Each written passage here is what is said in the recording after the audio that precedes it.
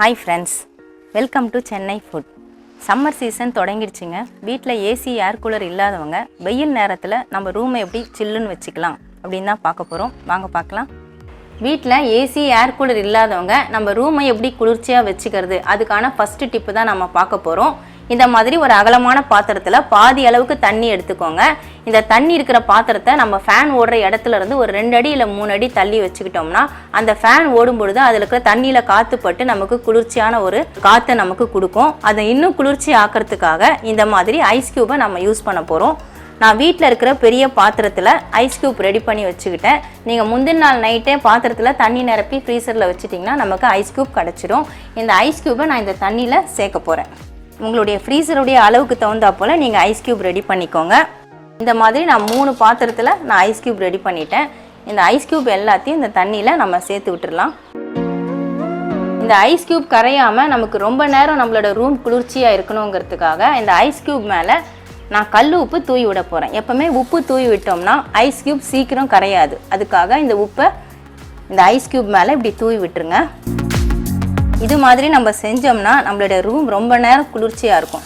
இது மாதிரி நீங்கள் ரெடி பண்ணிவிட்டு ஃபேன் போட்டு விட்டுட்டிங்கன்னா நீங்கள் இருக்கிற ரூமு ஹால் நீங்கள் எங்கே இருக்கிறீங்களோ அங்கே இந்த மெத்தடை நீங்கள் ஃபாலோ பண்ணிக்கலாம். இந்த மாதிரி தண்ணி நிரப்பி வச்சுருக்கிற பாத்திரத்தை நம்ம ஹால் கதவு கிட்ட வச்சுட்டோம்னா ஹாலில் ஃபேன் போடும் பொழுது வெளியிலேருந்து காற்றும் சேர்ந்து அது தண்ணி மேலே பட்டு நமக்கு ரொம்ப ரொம்ப குளிர்ச்சியான ஒரு காற்று கிடைக்கும். வெளியே இருக்கிற வெயிலுடைய உஷ்ணம் அந்த ஹீட் எதுவுமே நமக்கு தெரியாது. ரொம்ப நல்லா சில்லுன்னு இருக்கும். நம்மளுடைய ரூமில் வச்சாலும் சரி ஹாலில் வச்சாலும் சரி ரொம்ப ரொம்ப நமக்கு சில்லுன்னு இருக்கும். வெயிலுடைய ஹீட்டு சுத்தமாக தெரியாது. நீங்களும் இதே மாதிரி செஞ்சு பாருங்கள். நம்மளுடைய ரூமை இன்னும் குளிர்ச்சியாக வச்சுக்கிறதுக்காக நான் இன்னொரு டிப் சொல்கிறேங்க. இந்த மாதிரி பக்கெட்டில் தண்ணி நிரப்பிக்கோங்க. ஒரு பெட்ஷீட் எடுத்துக்கோங்க. இவ்வளோ தான். இந்த பெட்ஷீட்டை தண்ணியில் நனைச்சிட்டு நல்லா புழிஞ்சு எடுத்துக்கலாம். பக்கெட்டில் இருந்த தண்ணியில் இந்த பெட்ஷீட்டை நல்லா நனைச்சி நான் புழிஞ்சு எடுத்துட்டேங்க. தண்ணி ஒழுகாத அளவுக்கு பிழிஞ்சு எடுத்துக்கோங்க.